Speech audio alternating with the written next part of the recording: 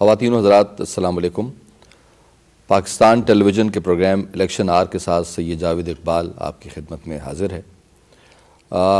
یہ آپ کے علم میں بات ہے کہ پاکستان کے جو آئندہ آنے والے انتخابات ہیں، یعنی جو 18 فروری سے قومی اور صوبائی اسمبلی کے انتخابات ہو رہے ہیں، یہ پروگرام اسی سلسلے کی ایک کڑی ہے۔ اور یہ بھی آپ جانتے ہیں کہ پاکستان ٹیلی ویژن کی یہ روایت رہی ہے کہ جب بھی انتخابات ہوتے ہیں اس ملک میں تو وہ کوشش کرتے ہیں کہ عوام اور ان لوگوں کے درمیان رابطہ قائم کریں اور ان کو یہ بتائیں کہ آنے والی حکومتوں میں جو لوگ آئیں گے یا جو انتخابات میں لوگ حصہ لیں گے ان کے انتخابی منشور کیا ہیں، اور مختلف سیاسی پارٹی کے جو رہنما ہوتے ہیں انہیں یہاں پہ قائدین جو ہوتے ہیں انہیں یہاں مدعو کیا جاتا ہے۔ اور اس کا طریقہ کار کچھ یوں ہے کہ ہر پروگرام میں ایک پارٹی کا رہنما یا ان کے ساتھ ان کے رفقا کار بھی ہوتے ہیں، وہ آتے ہیں، ہم ان کو زحمت دیتے ہیں کہ وہ پاکستان ٹیلی ویژن کی وساطت سے آپ تک پہنچیں اور اپنے انتخابی منشور کے بارے میں جو بنیادی باتیں ہیں، صرف تفصیل تو نہیں ہو سکتی اس مختصر سے مدت میں، لیکن اتنا ضرور ہے کہ جو بنیادی باتیں ہیں وہ آپ سے بتائیں۔ ساتھ ہی یہ بھی ہم کوشش کرتے ہیں کہ جو سوالات آپ کے ذہنوں میں گھروں میں بیٹھے ہوئے، کارخانوں میں بیٹھے ہوئے، مختلف اداروں میں بیٹھے ہوئے آپ کے ذہنوں میں آتے ہیں تو اس کا کیا طریقہ کار ہونا چاہیے، ان کے جوابات بھی ملنے چاہیے۔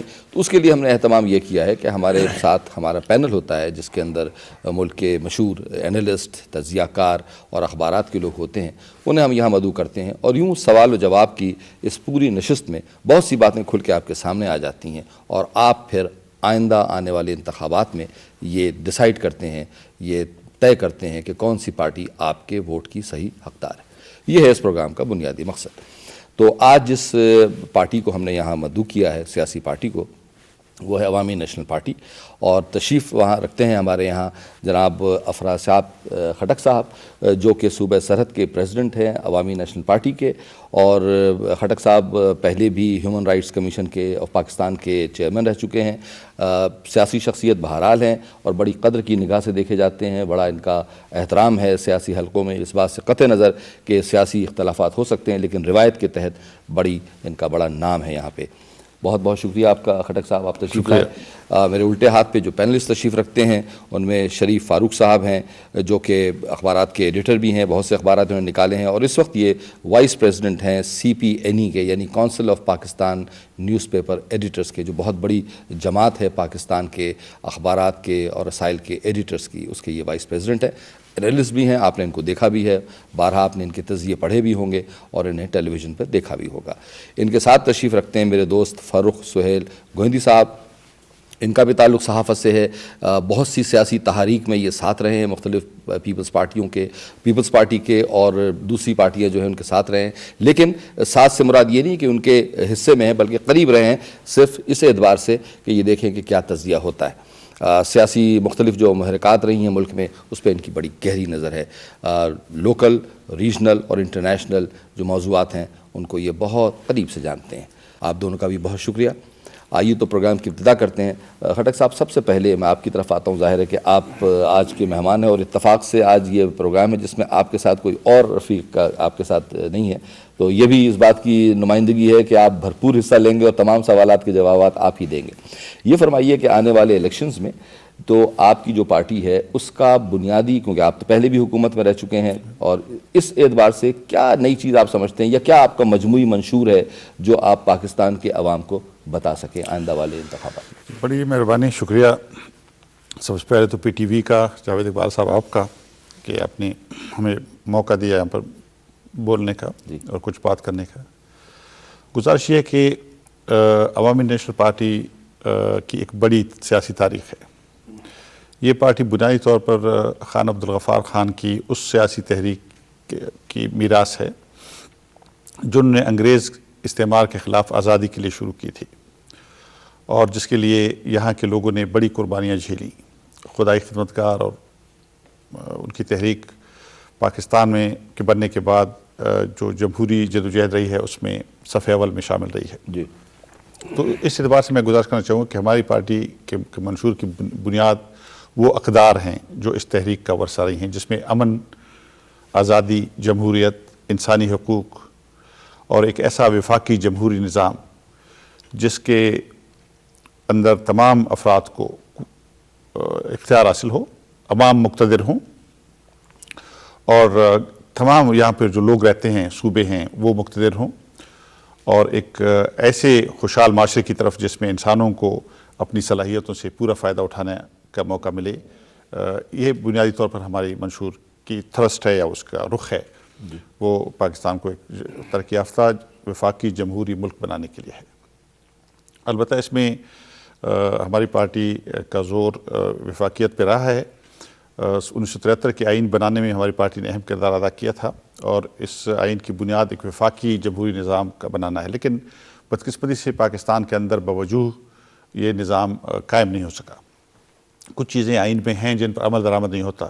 مثلاً ہمارے صوبے میں بجلی پیدا ہوتی ہے پاکستان کی جو ہائیڈل جنریشن ہے, پاور جنریشن ہے, وہ اس کا بیشتر حصہ یہاں پہ ہوتا ہے. لیکن جی لیکن بدقسمتی سے یہ رائلٹی پہلے تو 73 کے بعد نہیں ملی, 1991 سے شروع ہوئی, پھر فوراً کیپ کر دی گئی جو آئین میں درج ہے اس کے مطابق نہیں ملتی ہے. اس کے علاوہ کچھ اور چیزیں ہیں. مثلاً یہاں پہ قدرتی وسائل سے مالا مال صوبہ ہے. گیس یہاں پہ قدرتی گیس بڑے پیمانے پہ دریافت ہوئی ہے اور 2 سال سے یہ گیس جاری ہے.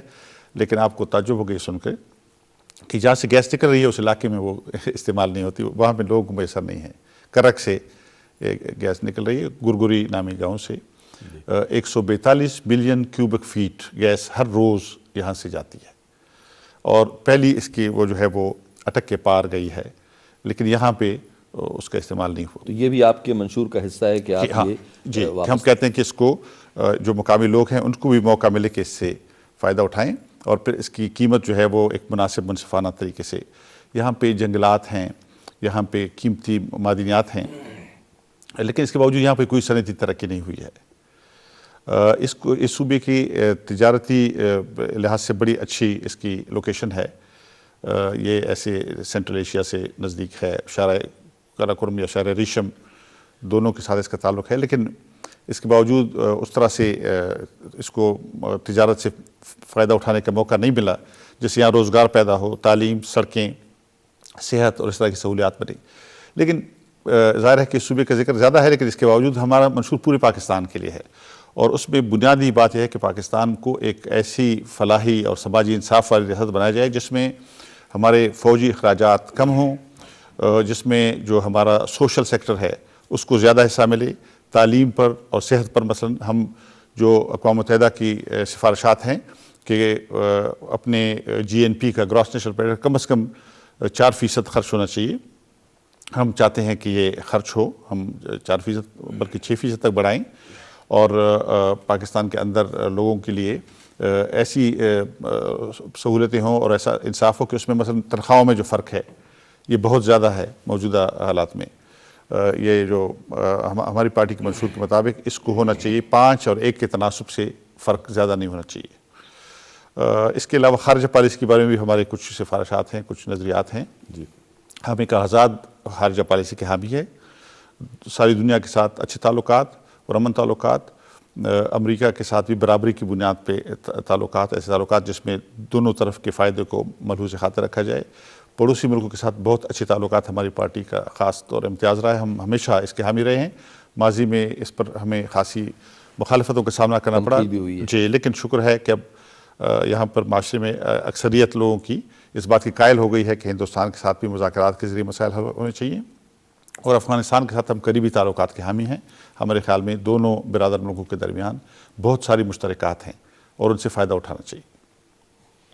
تو اس کے علاوہ اور کوئی آپ یعنی بنیادی طور پہ جو آپ نے کہا کہ یہ جتنی بھی منشور کی جو بنیادی باتیں ہیں یہ گویا کہ ایک صوبے کے اعتبار سے تو آپ بات کریں لیکن یہ وفاقی حیثیت رکھتی ہیں. جی اصل میں منشور تو سارے ملک کے لیے ہے. جی یہی میں لیکن جیسے میں نے عرض کیا کہ چونکہ اس پارٹی کی بیس یہاں پہ ذرا زیادہ کچھ مسائل بھی صوبائی سطح کے ہیں نا, جیسے آپ نے فرمایا کہ گیس نکلتی ہے تو وہ, لیکن یہ کہ جو جیسے تنخواہوں کی آپ نے بات کی تو وہ تو بنیادی طور پر پورے ملک کے لیے. ٹھیک ہے, میں اب سوال کی طرف آتا ہوں. فاروقی صاحب آپ سے پہلا سوال, شریف فاروقی صاحب سے میں گزارش کروں گا کہ پہلا سوال آپ.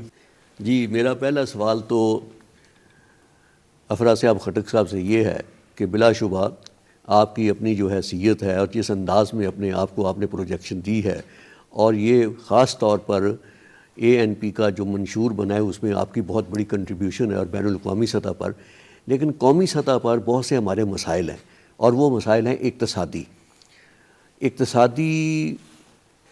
اکنامک ایمنسپیشن کے بغیر آپ سمجھتے ہی ہیں کہ کوئی اس وقت تک ملک جو ہے نہ آپ کسی دوسرے کے ساتھ اس انداز میں کر سکتے ہیں، نہ مسائل طے ہو سکتے ہیں.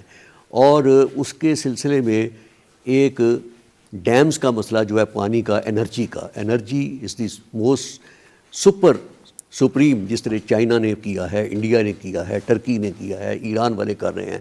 ہمارے ہاں یہ مسئلہ جو ہے اس کے سلسلے میں منشور میں آپ نے کیا رکھا ہے اور کس انداز میں آپ اس مسئلے کو حل کریں گے؟ اچھا سوال ہے جی، بہت اہم بات ہے. واقعی پاکستان کو انرجی کی بھی ضرورت ہے اور پانی کے وسائل کی بھی ضرورت ہے. ہماری پارٹی بہت شدت کے ساتھ مطالبہ کرتی آئی ہے کہ دریائے سندھ پہ، انڈس ریور سسٹم پہ، کٹزارہ کے مقام پہ ایک بہت بڑا ڈیم بن سکتا ہے. ہمارے انجینئرز نے اس کی بارے میں ریسرچ کی ہے. ہمارا یہ خیال ہے کہ وہ پاکستان کی پانی کی ضرورتوں کو بھی پورا کر سکتا ہے اور پاکستان کے لیے انرجی کی ضرورتوں کو بھی پورا کر سکتا ہے. اور یہ ایسا ڈیم ہے کہ جس سے نقصان کسی صوبے کو نہیں ہوگا، فائدہ سب صوبوں کو ہوگا. اور اس کا مقابلہ اگر بعض ایسے اور متنازع منصوبوں جیسے کالا باغ وغیرہ کے ساتھ کیا جائے تو یہ والا ڈیم جو ہے کٹزارہ ڈیم، یہ ذرا بھاشا سے ذرا اوپر ہے. تو اس کے بننے سے یہ جو ضرورتیں ساری پوری ہو جائیں گی. اس کی وائبلٹی اتنی ہے کہ کئی سو سال تک یہ ڈیم رہ سکتا ہے. اس کے علاوہ ہماری پارٹی چھوٹے ڈیموں کی تعمیر کے حق میں، ہمارے منشور میں اس کا تفصیل سے ذکر ہے کہ چھوٹے ڈیم بننے چاہیے. اس انوائرنمنٹ کے لحاظ سے، ماحولیات کے لحاظ سے چھوٹے ڈیم آج کل دنیا میں مقبول ہیں، ہمارے ہاں بھی ہونے چاہیے. اس کی بڑی ضرورت ہے. بدقسمتی سے ہم کوئی ڈیم نہیں بنانے جا رہے، پچھلے کئی سال میں ہم نہیں بنائے، اور بعض ایک آدھ متنازع منصوبوں کے ساتھ چمٹے رہنے کی وجہ سے اس شعبے میں ہم پیچھے رہ گئے ہیں. میرا خیال ہے وقت آ گیا ہے کہ یہ جو متنازع منصوبے ہیں ان کو ایک طرف کر کے ایسے منصوبے جس پہ سب لوگ راضی ہیں، متفق ہیں، ان کا آغاز ہونا چاہیے. آپ کی پارٹی جو سی ہے وہ خان عبدالغفار خان صاحب کا جو فکری اثاثہ ہے اس کی بنیاد پر ہے، اور اس میں آپ نے مینیفیسٹو میں بھی لکھا ہے کہ ساؤتھ ایشیا میں ان کی جو فریڈم کے لیے موومنٹ تھی وہ بڑی ہے. لیکن آپ کی پارٹی پاکستان کی ایک قدیم پارٹی ہے، کوئی نئی جماعت نہیں ہے. کیا وجہ ہے کہ آپ فیڈریشن پہ بھی یقین رکھتے ہیں لیکن آپ کی پارٹی تنظیم سازی میں اور اپنے مینیفیسٹو کو اکراس دا پیپل ساری فیڈریشن میں کیوں نہیں لے جا سکی؟ جی، تنظیم ہماری چاروں صوبوں میں ہے، شکر ہے اللہ کے فضل سے سب صوبوں میں ہم کام کر رہے ہیں. اور اس دفعہ میرا خیال ہے کہ پہلی بار اس طرح سے ہم نے کیا ہے کہ سارے صوبوں سے ہم نے کینڈیڈیٹس کھڑے کیے ہیں. لیکن ظاہر ہے کہ پارٹی کی بیس یہاں پہ ذرا زیادہ مضبوط ہے، تو اس لیے یہاں پہ امیدواروں کا تناسب زیادہ ہے. لیکن منشور بھی بنیادی طور پر وفاق کے لیے ہے، پورے ملک کے لیے ہے. اور جو اس کے اندر ویلیوز ہیں، اقدار ہیں، وہ بھی بعض تو آفاقی ہیں اور بعض پاکستان کی سطح پہ، قومی سطح پہ موجود ہیں.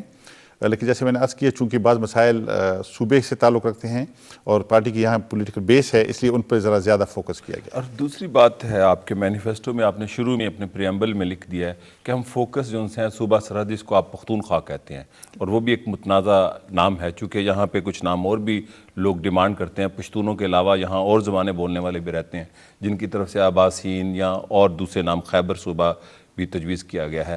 تو آپ یہ کیوں آپ کی پارٹی ایک عدم تشدد پر بھی یقین رکھتی ہے؟ تو یہ بھی تو ایک تشدد ہے نا، امپوزیشن آف اینی آئیڈیا اور فلسفی. جی، بڑی اچھی بات آپ نے پوچھی ہے. گزارش یہ ہے کہ ہم ایک طرح سے 60 سال سے اس تشدد کا شکار ہیں. آپ خود شکار ہیں؟ جی، ہم شکار ہیں. دیکھیے، یہ نارتھ ویسٹ فرنٹیئر یہ تھا، انگریزوں نے رکھا ہوا تھا. ان کی زار روس کے ساتھ، سلطنت کے ساتھ سرحد تھی، ایک استعماری نام. اچھا، لائل پور فیصل آباد ہوا، کوئی مسئلہ نہیں ہے. منٹگمری ساہیوال بنا، کوئی تنازع نہیں، کوئی بات نہیں.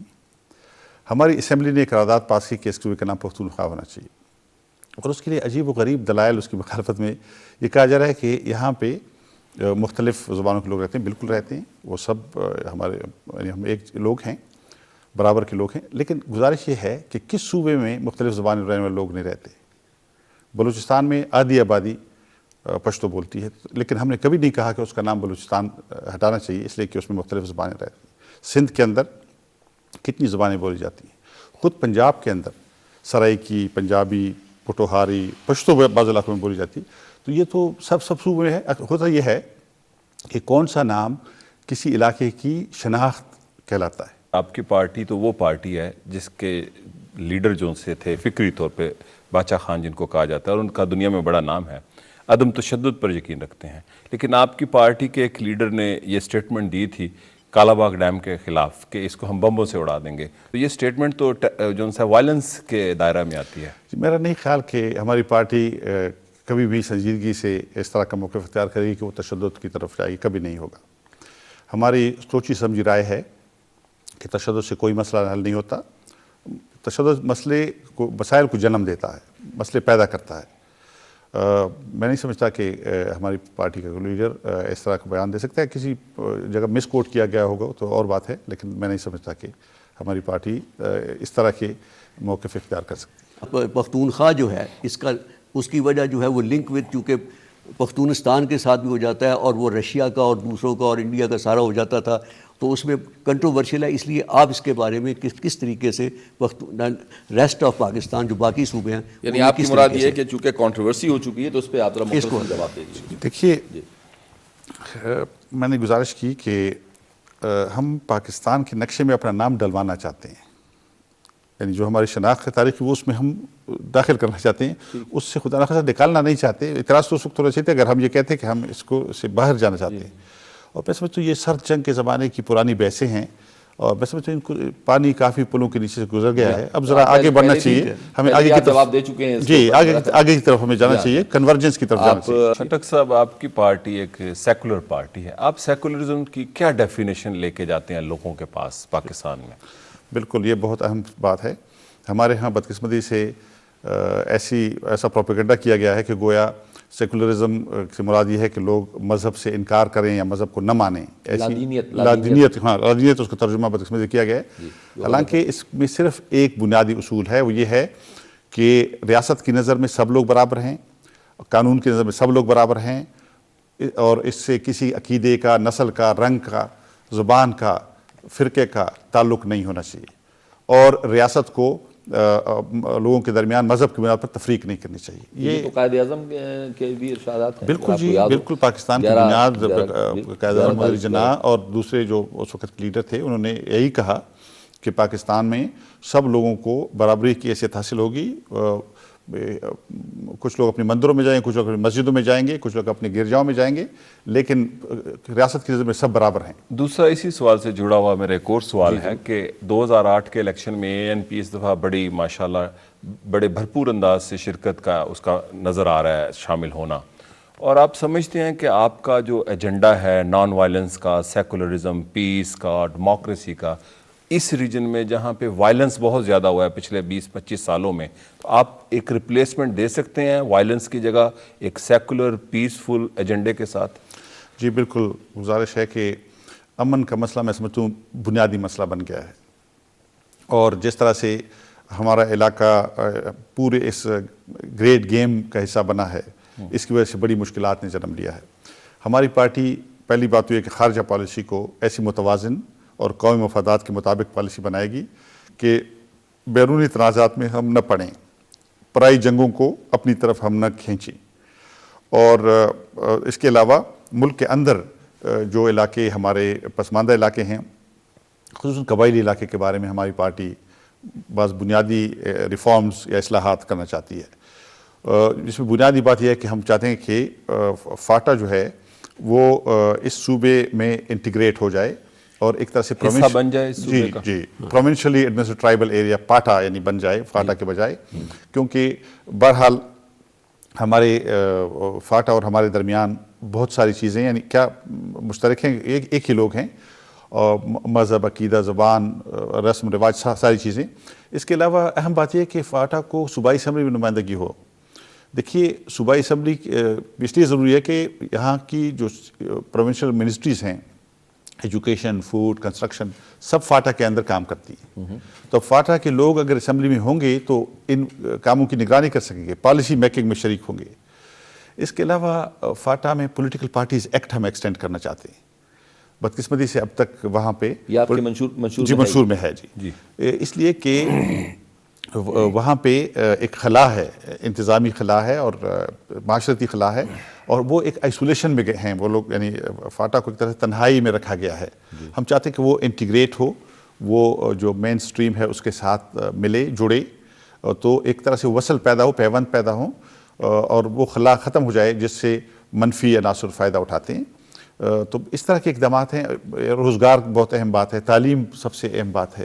اگر روزگار اور تعلیم اور بنیادی ضرورتیں وہاں پہ لوگوں کی پوری ہوں تو میں سمجھتا ہوں کہ یہ اس مسئلے کو حل کیا جا سکتا ہے۔ یہ بنیادی طور پر سیاسی مسئلہ ہے، سماجی مسئلہ ہے، اور میں سمجھتا ہوں کہ اس کی جڑیں ہمارے عوام کے اندر نہیں ہیں، کچھ تو باہر سے انجیکٹ کی گئی ہیں، باہر کی ہیں، جو بدقسمتی سے جو افغانستان میں لڑائی تھی اس کے اثرات ہیں، پھر بعد میں جو ہماری افغان پالیسیاں رہی ہیں اس کے اثرات ہیں، لیکن اس کے علاوہ خود سماجی وجوہات بھی ہیں، جو پسماندگی ہے، غربت ہے، بے چارگی ہے، محرومی ہے، بیگانگی کا احساس ہے، یہ ساری چیزیں ایڈریس کی جا سکتی ہیں۔ جو جواب آپ کا ہے اس سے ایک اور سوال ذہن میں آتا ہے، فرمائیے۔ کہ یہ سب سے بڑا مسئلہ ہے اس وقت پورے پاکستان کا، اور خاص طور پہ اس صوبے کا جو کہ فرنٹ لائن اسٹیٹ ہے پاکستان، اور یہ صوبہ خاص طور پہ، اگر آپ کی assuming that your party comes into power, تو اس صورت میں آپ کے پاس کیا کوئی ایسے ٹھوس کو پروگرام آپ کے پاس ہے جس سے آپ بالکل single hand straight up front آپ اس کا سامنا کر سکیں اور اس کو آپ حل کر سکیں، اس جو موضوع ہمارے پاس ہے، اس جو پرابلم ہمارے پورے ملک کا ہے؟ ہم نے ہوم ورک کیا ہے جی، کچھ تیاری ہماری ہے۔ ہمارے پاس اقتصادی منصوبے بھی ہیں جو ہم نے کیے ہیں اقتصادی ترقی کے لیے، ہمارے پاس سماجی ترقی کے لیے بھی منصوبہ بندی ہے، اور سیاسی انیشیٹوز بھی ہم نے اٹھانے کے لیے تیاری کی ہے۔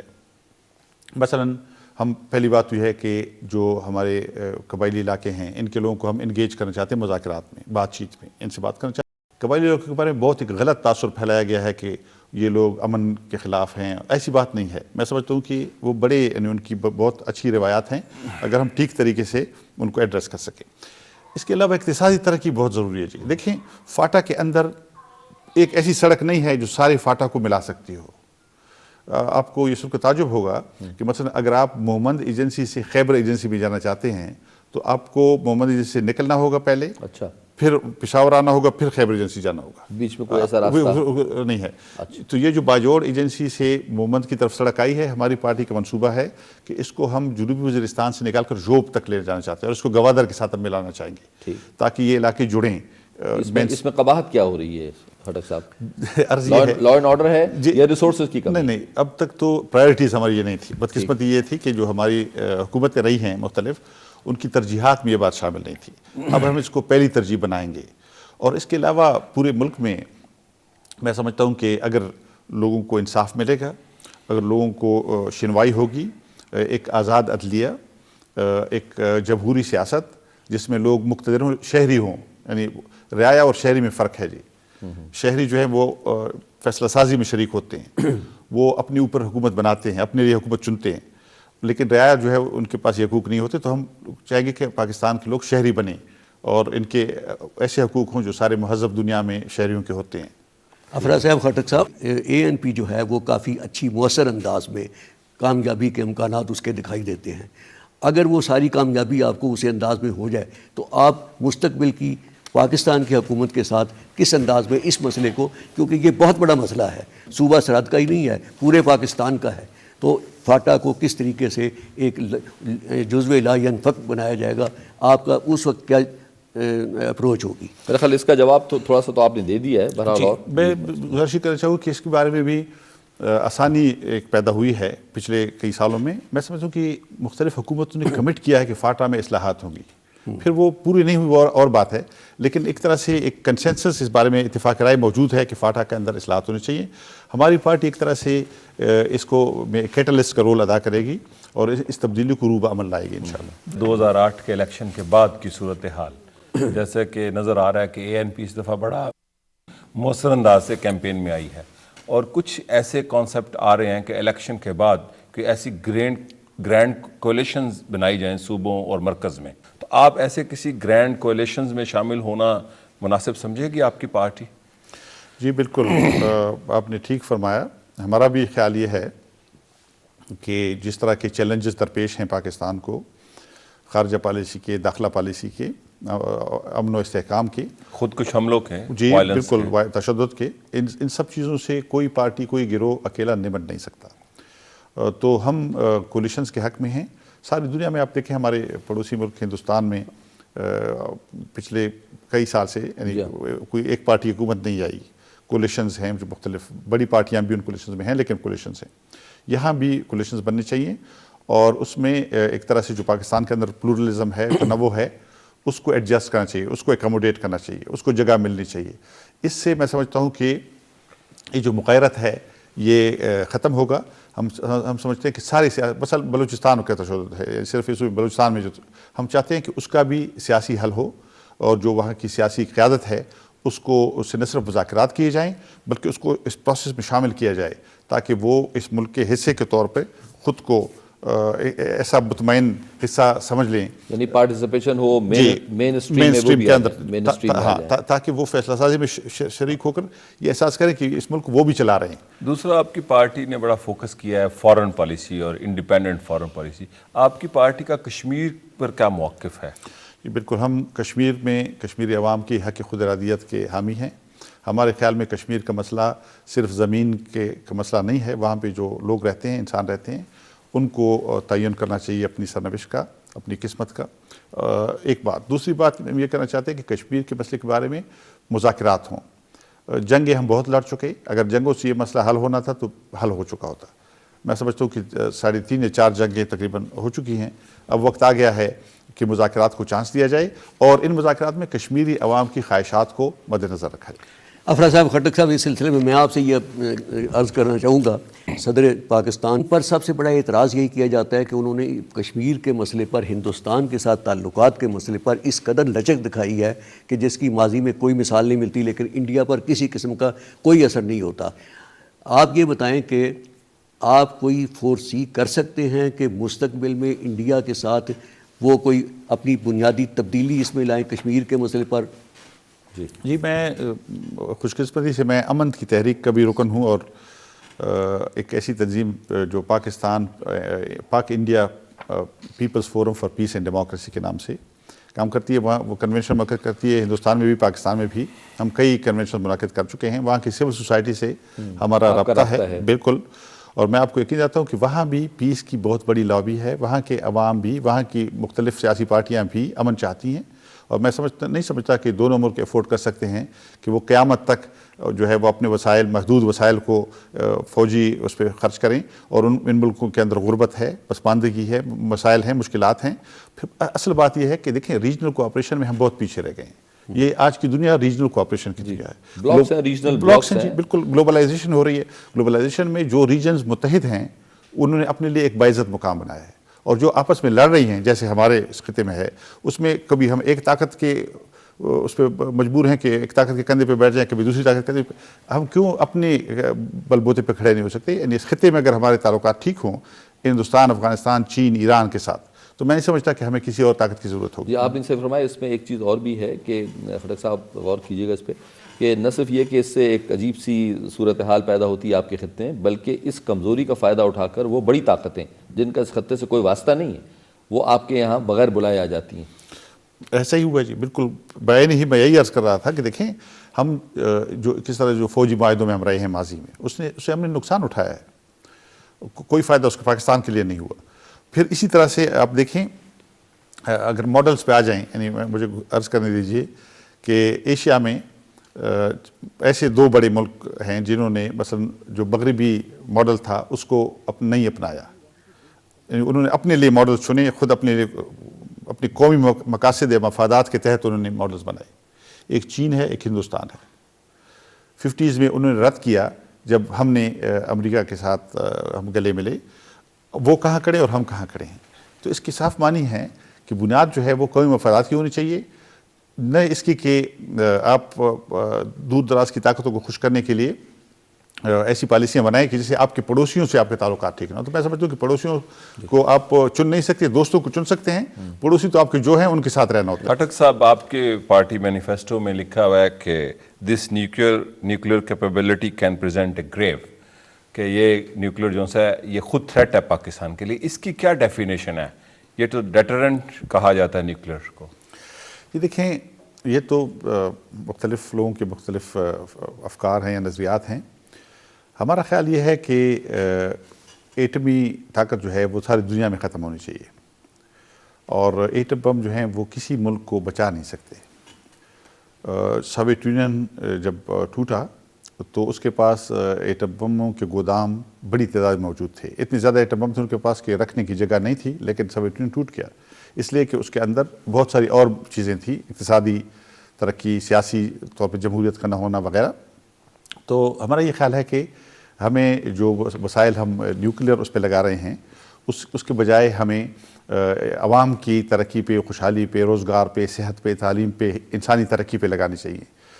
ملک کے اندر ہمارے خیال میں سیکیورٹی جو ہے وہ ہیومن سیکیورٹی اہم ہے, سوشل سیکیورٹی اور ہیومن سیکیورٹی بنیادی ہے. دیکھیے کیوبا ایک چھوٹا سا ملک ہے, امریکہ سے کوئی 92 کلومیٹر, لیکن اور امریکہ کے ساتھ اس کے تعلقات خراب رہے ہیں ہمیشہ, لیکن کیوبا اپنی جگہ پہ موجود ہے اور کھڑا ہے اس لیے کہ وہاں کے عوام چاہتے ہیں, وہ اپنے اسٹیٹ کو بچانا چاہتے ہیں, اپنے نظام کو بچانا چاہتے ہیں, وہ کھڑے ہیں.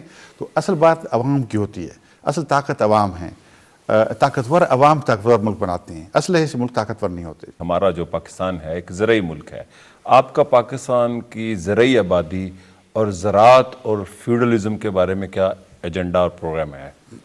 جی ہم تو اس منشور میں اس دفعہ ہم نے واضح اس طرح ذکر نہیں کیا, لیکن ہمارے پارٹی آپ نے لکھا ہے 2.1 ملین ہیکٹر جو ہے صوبہ سرحد میں جو اس پہ ریفارمز کی جائیں. جی میں گزارش کرنا چاہ رہا تھا کہ ہماری پارٹی کا جو مستقل منشور ہے فنڈامنٹل ڈاکومنٹ, جی فنڈامنٹل ڈاکومنٹ, اس کے اندر ہم نے جاگیرداری کے ختم کرنے کی بات کی ہے. میں سمجھتا ہوں کہ جاگیرداری کا ختم نہ ہونا پاکستان میں ترقی کی راہ میں بھی رکاوٹ رہا ہے اور ایک جمہوری نظام کی آمد کے راستے میں بھی رکاوٹ رہا ہے. تو ہماری پارٹی کا خیال ہے کہ پاکستان میں جاگیرداری کا خاتمہ ہونا چاہیے اور اصلاحات ہونی چاہیے. پرائیویٹائزیشن کے بارے میں آپ کا کیا موقف ہے؟ ہم پرائیویٹائزیشن کے حق میں ہیں, لیکن ہم یہ بھی نہیں چاہتے کہ ہم اپنے جو عوام ہیں ان کے اثاثے سارے بیچنے اور عوام کے لیے مشکلات پیدا ہوں. ایک سیکیورٹی نیٹ قائم کرنے کی بات ہمارے منشور میں ہے کہ جو پرائیویٹائزیشن سے متاثر ہوتے ہیں لوگ روزگار کے حوالے سے, تنخواہوں کے حوالے سے, ان کے لیے ایک نیٹ قائم ہونا چاہیے, ایک بندوبست ہونا چاہیے. اور تعلیم کے حوالے سے آپ سمجھتے ہیں کہ یہ ریاست کی ذمہ داری ہے یا اس کو پرائیویٹ سیکٹر میں دے دیا جائے؟ یہ بہت اہم بات ہے جی آپ نے کی ہے. تعلیم ریاست کی ذمہ داری ہے. انسانی تاریخ میں کبھی نہیں ہوا کہ کسی پرائیویٹ گروہ نے سارے معاشرے کو پڑھا لکھا دیا ہو, یہ ریاست ہی کرتی ہے. اور یعنی ہم اس بات کے بھی حق میں ہیں کہ پرائیویٹ سیکٹر کو ہونا چاہیے, لیکن اس کو محض ایک تجارتی اسکیم نہیں بنانی چاہیے, ایک تجارتی مسئلہ اس کو نہیں بنانا چاہیے, بلکہ ریاست کو چاہیے کہ وہ اعلیٰ تعلیم حاصل پرووائڈ کرے لوگوں کو, مفت تعلیم اور تعلیم کو لازمی قرار دیا جائے. اگر ہمارے ہاں تعلیم لازمی ہو اور ہمارے ہاں تعلیم جو ہے اس کا نصاب ہماری جو جدید زندگی ہے اس کی ضرورتوں کے مطابق ہو اور ہماری معاشی اور سماجی ترقی کے ضروریات کے مطابق ہو, تو میں آپ کو یقین دلاتا ہوں کہ پاکستان دنیا کے ہر ملک کے ساتھ ترقی کے مقابلے میں شریک ہو سکتا ہے اور مقابلہ کر سکتا ہے. اس میں کوئی شبہ نہیں کہ تعلیم جو ہے بنیادی حیثیت رکھتی ہے. اور میں آپ سے عرض کروں 1924 میں قائد اعظم جناح نے وائل ایڈریسنگ دی ایجوکیشنسٹ اور مسلمانوں کو انہوں نے کہا کہ بنیادی طور پر پرائمری ایجوکیشن کی طرف آپ سب آئیں, اور یہ ان کی تقریر جو ہے اس وقت بھی محفوظ ہے. اب اس کے بعد جو سب سے بڑی بات اس وقت آ رہی ہے وہ ہے ووکیشنل ایجوکیشن, جس کی طرف ہم نے کوئی توجہ نہیں دے رہا ہے. میں یہ سمجھتا ہوں کہ یہ بہت بڑا ہمارے ملک میں خلا ہے. ایک تو خیر ہائر ایجوکیشن کی طرف انہوں نے توجہ دینی شروع کی ہے, بڑا یعنی ووکیشنل کے جو ٹریننگ ہے اس کے بارے میں آپ کا بنیادی سوال ہے کہ آپ کے منشور میں کیا اس کی کوئی گنجائش ہے؟ کوئی بالکل لکھی ہوئی ہے جی, ووکیشنل ٹریننگ کا ہم نے لکھا ہے کہ وہ ہماری تعلیم کا ضروری حصہ ہونا چاہیے تاکہ لوگ روزگار کے لیے تیار ہوں اور اپنا حصہ بٹانے کے لیے تیار ہوں. ایک سوال اور میں آپ سے کرنا چاہوں گا, اور وہ بھی پھر قومی نوعیت کا ہے, اور وہ ہے مہنگائی, جو اس وقت اور چیزوں کا نایاب ہونا موجود نہیں ہے یہاں پہ. مہنگائی کے سلسلے میں ظاہر ہے کہ ایک بہت ہی عام سی بات ہے کہ اس کو ٹھیک کر دیا جائے گا, لیکن کیا کوئی ہم بار بار ٹھوس تجاویز کی جانب آتا ہوں, کیونکہ لوگوں کو یہ معلوم ہونا چاہیے کہ اگر وہ ووٹ دے رہے ہیں, کیونکہ ووٹ دینے کے بعد پھر 5 سال کے بعد ٹائم آئے گا, تو کیا آپ کے ذہن میں ایسی کوئی چیز ہے جس پہ آپ بتا سکیں پورے قومی اعتبار سے کہ مہنگائی کے سلسلے میں آپ کیا کر سکتے ہیں, آپ کی پارٹی کیا کرے؟ بالکل یہ بہت اہم سوال ہے اور ہمارے عوام کو درپیش بہت اہم مسئلہ ہے. مہنگائی کے ہاتھوں لوگوں کا جینا محال ہو گیا ہے، اور جو کم آمدنی والے لوگ ہیں ان کے لیے میں آپ کو بتاؤں 2 وقت کی روٹی لانا گھر میں مشکل ہو گیا ہے۔ اس میں بنیادی بات جو ہے وہ جو ہمارے یہاں فسکل پالیسیز ہیں اور جو بنیادی ماکرو اکنامک پالیسیز ہیں، اس میں بدقسمتی سے یہ نہیں دیکھا گیا کہ ٹھیک ہے ترقی ہو رہی ہے، لیکن اس ترقی کا فائدہ کس کو پہنچ رہا ہے؟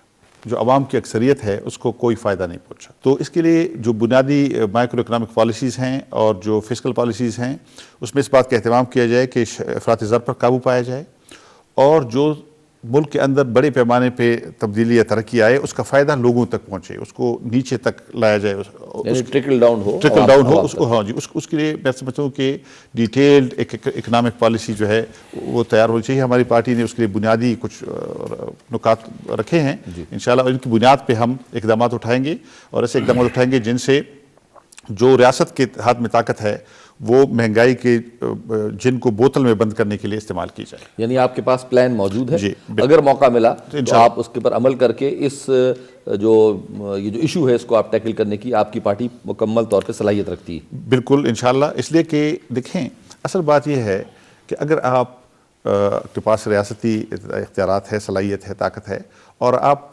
کسی اور مفاد کے لیے اس کو استعمال نہیں کرنا چاہتے، تو عوام کی بہتری کے لیے اس کو استعمال کیا جا سکتا ہے۔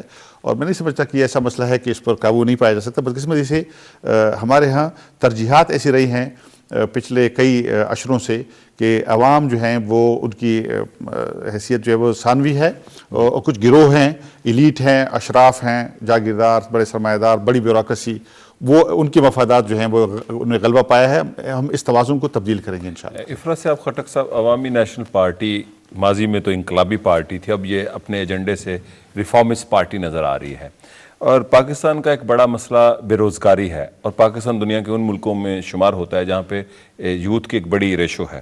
آپ کی پارٹی نے جو ان امپلائمنٹ پہ لکھی ہیں 2 لائنیں، وہ بڑی محدود سی ہیں۔ آپ اس مسئلے کو کیسے ریزالو کرنا چاہیں گے اور کیسے کیا جا سکتا ہے؟ اس میں 2 لائنیں تو ایک ہے کہ اس کے علاوہ آپ اور جگہوں میں اگر دیکھیں گے تو جو انڈسٹریلائزیشن کی بات ہم نے کی ہے کہ صنعتیں لائی جائیں، یا انفراسٹرکچر کی بات جہاں پہ ہے، اس میں ایسے منصوبوں کو بڑے پیمانے پہ عمل درآمد کرایا جائے جن سے روزگار پیدا ہو۔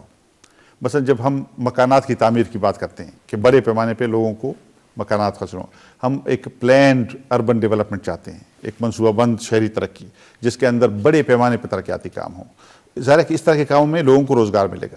اس کے علاوہ صنعتی ترقی کی جب ہم بات کرتے ہیں اس میں لوگوں کو روزگار کی بات ہم کرتے ہیں۔ تجارت، ہم ایسی اسٹریٹجک جگہ پہ ہیں، میں آپ کو بتاؤں کہ اگر تھوڑی سی ہماری خارجہ پالیسی علاقائی استحکام، امن اور تعاون کی طرف فوکس ہو، میں آپ کو بتاؤں ہم 24 گھنٹے میں دنیا کی آدھی آبادی کے ساتھ سڑک یا ٹرین کے ذریعے آ جا سکتے ہیں۔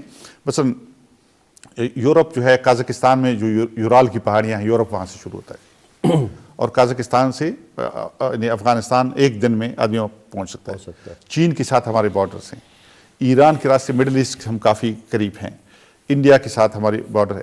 تو دنیا کی آبادی کا ایک بہت بڑا حصہ اگر ہم صرف یہ تجارت، علاقائی تجارت کو فروغ دیں تو یہ خشکی کا سنگاپور بن سکتا ہے۔ گزارش ہے کہ پوٹینشیل بہت ہے، اصل بات یہ ہے کہ پالیسیز اور پرائرٹیز، ترجیحات، اس کو بدلنا ہے۔ آپ کی پارٹی نے اپنے مینیفیسٹو میں لکھا ہے کہ آپ پاکستان کی فیڈریشن کو مضبوط کرنا چاہتے ہیں، تو اس کا کیا طریقہ کار ہے کہ یہ فیڈریشن مضبوط اور خوشحال کیسے ہو سکتی ہے؟ جی، یہ ماضی میں ایک نعرہ لگتا تھا، بعض لوگوں نے کہا کہ مضبوط مرکز جو ہے اس سے پاکستان مضبوط ہوگا۔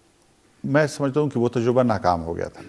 1971 میں پاکستان کو 2 لخت ہونے کا المیہ سے گزرنا پڑا، اور اس کی بڑی وجہ یہ تھی کہ ہم نے جو صوبوں کے حقوق تھے اس سے انکار کیا۔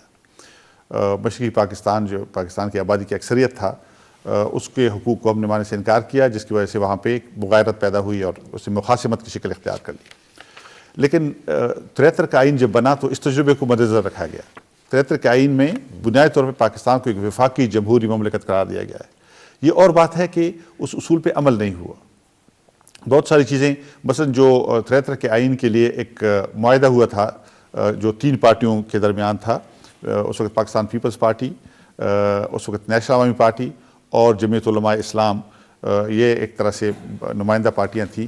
تو انہوں نے ایک آئینی معاہدہ کیا تھا جس کی روح سے یہ قرار دیا تھا کہ یہ جو آئین ہے 10 سال کے بعد اس کے اندر یہ تبدیلی آئے گی کہ جو مشترکہ فہرست ہے، جو اختیارات کی مشترکہ فہرست ہے، کنکرنٹ لسٹ جسے کہتے ہیں، یہ صوبوں کے پاس چلی جائے گی. تو ایک فیڈرل لسٹ ہوگی، ایک صوبائی لسٹ بن جائے گی. بدقسمتی سے بعد میں مارشل لاء آیا ضیاء الحق کا، اور وہ 10 سال بھی بیت گئے اور کئی سال اور بیت گئے، وہ ابھی تک نہیں ہو سکا. تو آئین جو ہے یہ ایک ڈائنامک پروسیس ہوتا ہے، یہ ایک متحرک سلسلہ ہوتا ہے. تو میں سمجھتا ہوں کہ اب بھی وقت ہے کہ ہم نہیں، وہ ضیاء الحق صاحب کے بعد تو پھر سیاسی حکومتیں بھی آئیں جی، اور 2 دفعہ حکومتیں آئیں. تو اور آپ کی پارٹی شامل بھی رہی ہے. جی ہم نے جی ہمیشہ یہ مطالبہ کیا ان دنوں میں بھی، لیکن بدقسمتی سے جب آپ حکومت میں شامل تھے تو مطالبہ کیا؟ نہیں جی، میں آج کروں ہم تو اس میں ایک مخلوط حکومت میں ایک چھوٹے پارٹنر کے طور پر شریک تھے. نہیں، ہماری ٹرمز پہ تو نہیں پارٹنر تھے آپ. جی پارٹنر ہم تھے، لیکن جو بڑی پارٹیاں اس وقت تھیں انہوں نے بدقسمتی سے اس پر کان نہیں دھرا. اب بھی دیکھیں ہماری ترجیحات میں بہت اہم نقطہ یہ ہے کہ ہم جو بھی مخلوط نظام میں شامل ہوں گے، ہمارا مطالبہ یہ ہوگا کہ پاکستان کی جو وفاقی حیثیت ہے اس کو عمل میں اپنایا جائے، اور اس سے پاکستان ایک مضبوط فیڈریشن ہوگا.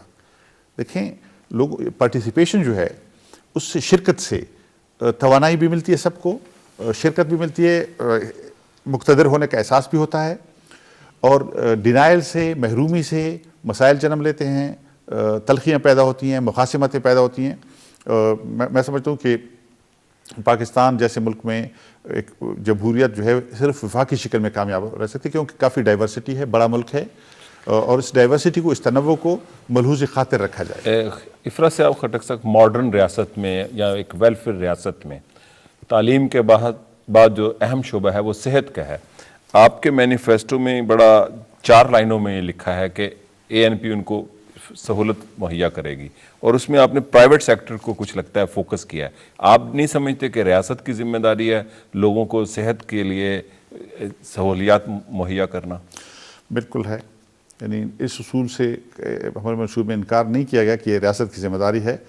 بدقسمتی سے جس طرح سے ریاستی ادارے اس میں ناکام ہوئے ہیں، اس نے کافی محرومیوں کو جنم دیا ہے، اور پرائیویٹ سیکٹر بھی ایک حقیقت کے طور پہ ہمارے لیکن پرائیویٹ سیکٹر تو مہنگی صحت دیتا ہے، اس سے ٹوٹل کمرشلزم. بالکل، لیکن اس کے معنی یہ ہیں کہ بنیادی رول تو ریاست ہی کا ہونا چاہیے.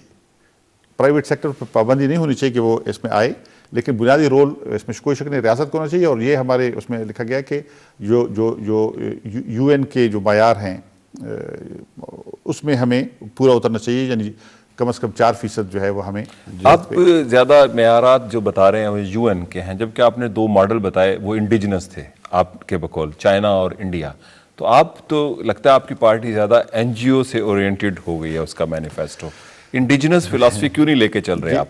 گزارش یہ ہے کہ جب ہم باچا خان کے افکار کی بات کرتے ہیں تو اس سے زیادہ انڈیجنس اس پورے بر صغیر میں اور کیا ہے. وہ پورا ایک بلینڈ ہے ہمارے تاریخی تجربے کا، ہمارے عقائد کا، اور ہمارے جو اقدار ہیں اس کا. لیکن یہ بھی ایک حقیقت ہے کہ ہم دنیا میں رہتے ہیں، اور دنیا میں جو چیزیں ہیں اس کو سے ہم ریالٹیز سے باہر نہیں اتر سکتے. UN کا ہم اس لیے کہتے ہیں کہ UN ایک بہت وسیع تناظر میں مسائل کو اس نے دیکھا ہے. یہ جو 4% کا وہ کہتے ہیں، وہ نیپال سے بھی مطالبہ کرتے ہیں، صومالیہ سے بھی مطالبہ کرتے ہیں، سوڈان سے بھی مطالبہ کرتے ہیں، اور ترکی اور ایران سے بھی کرتے ہیں. تو یہ اس میں یہ نہیں ہے کہ ایک چھوٹا ملک ہے، پسماندہ ملک ہے، نہیں ہے، یہ کم سے کم معیار ہیں. تو ہم اس لیے ان کو حوالہ دیتے ہیں. آپ شروعات تو وہاں سے کر رہے ہیں، اس کے بعد پھر دوسری چیزیں بھی اس میں. پھر کہتے ہیں نا کہ ہوشیار آدمی وہ جو دوسرے کے تجربے سے سیکھتا ہے، تو ہمیں کچھ دوسروں کے تجربے سے بھی سیکھنا چاہیے. اس میں کوئی افرا صاحب خٹک صاحب، میں آپ سے پوچھنا چاہوں گا کہ عوامی خوشحالی ایک ہر سیاسی جماعت کا سب سے بڑا مقصد ہوتا ہے کہ عوام خوشحال ہوں، ان کے مسائل حل ہوں. اس کے لیے ڈسٹریبیوشن آف ویلتھ جو ہے وہ ایک بڑی بنیادی حیثیت رکھتی ہے. کنسنٹریشن آف ویلتھ، اور جیسے اقتناز زر اور ارتکاز زر، کنسنٹریشن آف ویلتھ اور ڈسٹریبیوشن آف ویلتھ. اس سلسلے میں جب تک آپ عوام تک ایسا کوئی پورا مکمل نظام نہیں لائیں گے اور اس کو انٹروڈیوس نہیں کریں گے، تو جو آپ انڈسٹریلائزیشن ہو جائے، خوشحالی کا جائے، دولت کا سب کچھ ہو جائے، تو کس طریقے آپ کا کیا ہے اس معاملے میں؟ بالکل، سماجی انصاف جو ہے وہ بنیادی ستونوں میں سے ہے جس پر ایک جمہوری معاشرہ قائم ہو سکتا ہے. میں سمجھتا ہوں کہ ہماری پارٹی اس بات کے حق میں ہے کہ دولت کی منصفانہ تقسیم ہو، اور اس کی جیسے میں نے عرض کیا ہماری پارٹی میرا خیال ہے واحد پارٹی ہے جس نے تنخواہوں کے تناسب میں ایک خاص توازن کا ذکر کیا ہے، کہ 1 اور 5 سے زیادہ کا فرق نہیں ہونا چاہیے، وہ بھی اسی اصول پر مبنی ہے کہ ملک کی دولت کا پورا حصہ۔ پھر اہم بات جو ہے، ایک اور اہم بات اس طرف میں آپ کہنا چاہتا ہوں کہ دیکھیں ہمارے جو قومی بجٹ ہے، جو سالانہ بجٹ بنتا ہے، اس کے اندر جو تقریباً 80% تک بجٹ کا حصہ جو ہے وہ ایک طرح سے پری ڈیٹرمنڈ ہوتا ہے، کیونکہ وہ ہم کہتے ہیں ہم اپنے دفاعی اخراجات پر خرچ کرتے ہیں، بیوروکریسی پہ خرچ کرتے ہیں، ڈیٹ سروسنگ جو باہر سے قرضے ہم نے لیے ہوئے ہیں ان کو واپس کرنے میں لگے رہتے ہیں۔